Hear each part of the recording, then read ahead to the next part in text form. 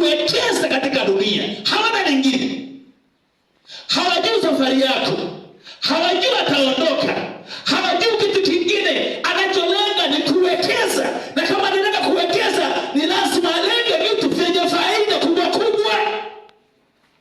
Lakini wana wa Nuhu, yeye anafahamu kwamba dunia hii ni ya muda, nitakwenda mbinguni siku moja, nitaiacha, niwekeze, nifanye vitu, jina lifahamike, nitangazwe vizuri, niwe na majina makubwa, lakini nitaiacha dunia.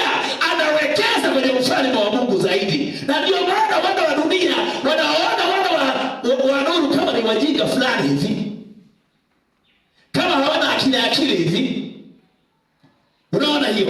Kwa nini wanaona hivyo? Wanafahamu kwamba siri iliyoko ndani yako ulimwengu haujui. Siri iliyo ndani ya Ibrahimu, Lutu hakujua.